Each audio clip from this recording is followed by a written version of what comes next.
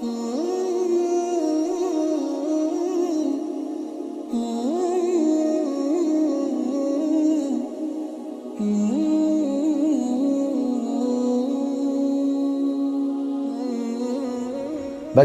mengambil hikmah dari kejadian?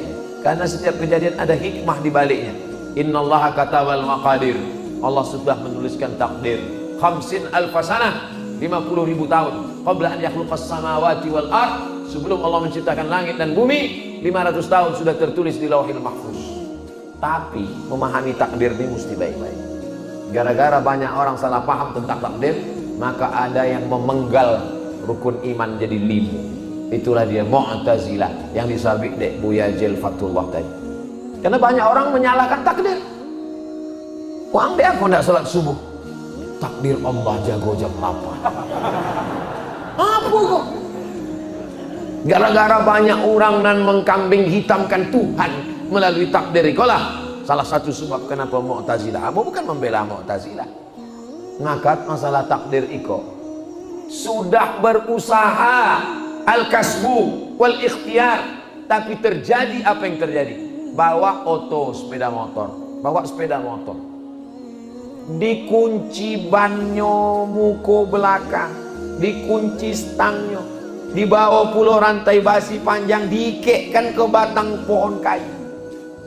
Pulang pengajian, sama-sama pokok kayunya hilang. Takdir. Ini awalnya usaha ikhtiar, usaha, doa, tawakal, maka sabar. Tapi kecicilan tak tentu arah, kunci diletakkan di stang payung diambil orang, itu tidak bisa disebut hukum pencurian. Karena hukum pencurian adalah benda yang terjaga, terpelihara, terkunci diambil orang. Kalau itu namanya hukum apa? Kecicilan. Tak bisa harus ditanya, kenapa motormu hilang? Takdir. Itu kesalahan, itu hukum sebab akibat. Kuliah dikirim dari kampung, orang tua pagi ke sawah masih jale, iko orangnya, iko kabaunya. Ketika pulang tidak bisa dari bantu, sama bantuannya. Begitulah orang tua di kampung mencari pitik untuk nyekolahkan anak di kota gaya bukan main.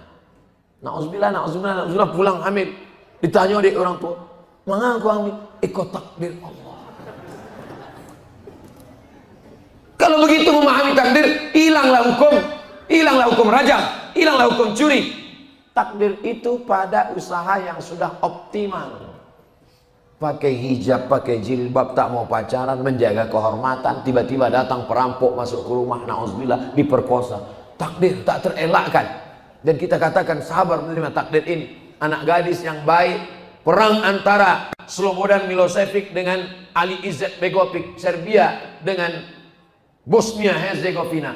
Maka datang pertanyaan ke Syekh Yusuf Qaradawi, bagaimana dengan perempuan-perempuan yang hamil akibat pemerkosaan tentara Serbia? Apakah boleh diaborsi, digugurkan? Kata Syekh Qaradawi, tak boleh gugurkan anaknya sebab dia tak berdosa. Biarkan anak itu lahir, perempuan itu sabarkan dengan takdir. Tapi dengan penuh kesadaran. Hidup ini ada pilihan. Ambok ini ada pilihan antara ceramah duduk atau berdiri, antara teruskan ceramah atau berhenti. Ini pilihan. Pada pilihan ini kita mesti pilih yang baik. Pacaran atau tidak pacaran, keluyuran atau tidak keluyuran, jalan atau tidak jalan. Kita punya pilihan. Ada saatnya kita tidak bisa memilih. Menjadi orang Minangkabau itu pilihan atau tidak pilihan? Tidak pilihan. Karena dulu malaikat tidak ada datang waktu kita dilahir. Aku ingin jadi orang Minang apa orang bule. Enggak. Menjadi orang Minangkabau ini adalah takdir. Kita terima ketetapan Allah Subhanahu wa ta'ala.